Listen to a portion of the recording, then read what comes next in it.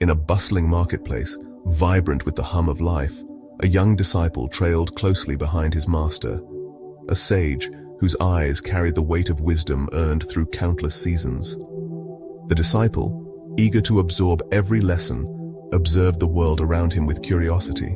The master, calm and deliberate, moved through the crowd with a presence that seemed to part the chaos. Among the throng of merchants, buyers, and wanderers, a peculiar scene caught the disciple's attention.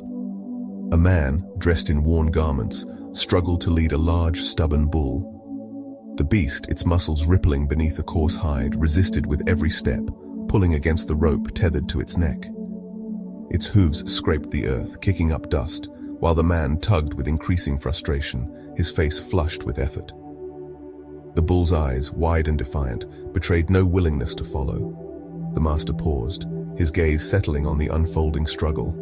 He turned to his disciple, his expression unreadable, and posed a simple question. Who was the master in this scene, the man or the bull? The disciple, quick to respond, pointed to the man. The rope, he reasoned, was in the man's hands. The master said nothing, only gestured for the disciple to watch more closely, his silence an invitation to look beyond the surface. The disciple focused anew, his eyes tracing the tense dance between man and beast. The man yanked harder, his voice rising in exasperation, though no words reached the disciple's ears. The bull, undeterred, planted its hooves firmly, its massive head swinging side to side, testing the rope's strength. Then, in a sudden surge of power, the bull jerked its head with such force that the rope snapped. Free at last, the bull charged forward, its hooves thundering against the ground, weaving through the startled crowd.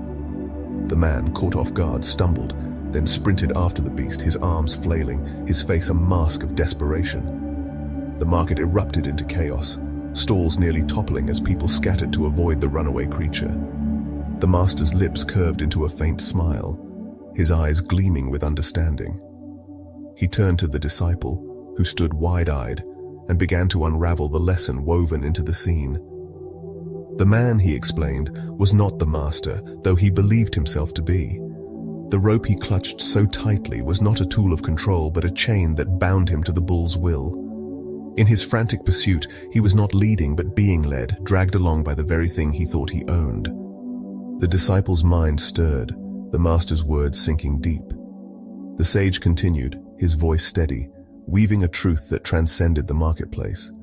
In life, he said, people often cling to ropes of their own making, ropes tied to desires, emotions, or possessions. They believe themselves masters, holding tightly to anger, envy, or the hunger for more, convinced that these things are theirs to command. Yet, like the man and his bull, they are the ones ensnared, pulled along by forces they cannot tame. Each time they grip the rope tighter, they surrender more of their freedom, their peace, their very selves. The disciple's gaze drifted to the horizon, where the man and bull had vanished into the dust.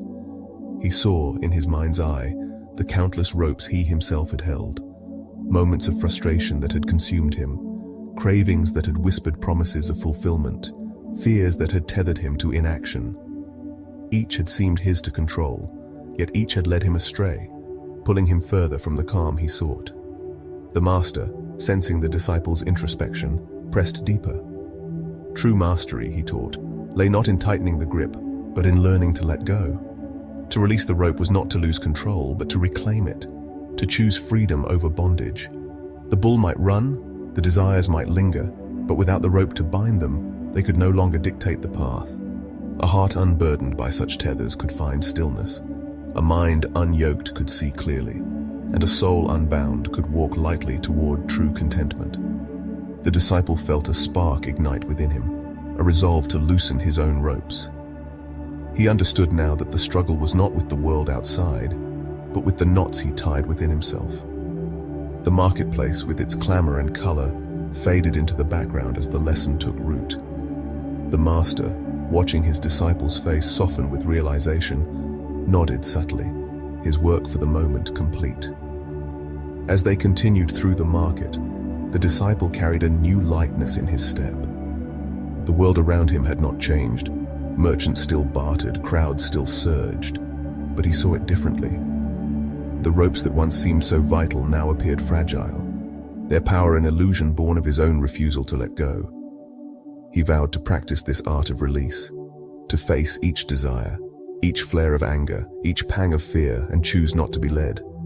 It would not be easy, he knew. The ropes would tempt him, their familiarity comforting, their pull insistent. But the memory of the bull, wild and free, and the man, frantic and bound, would guide him back to the truth. Years later, the disciple, now grown in wisdom, would walk through another marketplace, his own steps steady, his gaze calm. He would see another struggle, another rope, another soul tethered to its own creation. And he would smile, remembering the day his master showed him the path to freedom. The lesson of the rope had become his compass, guiding him through storms of emotion and seas of desire, always pointing toward the quiet harbor of peace. The world would always offer ropes to hold, but he had learned to let them slip through his fingers. In that choice, he found not weakness but strength, not loss but liberation. And in that liberation, he discovered the truest mastery of all, the mastery of himself.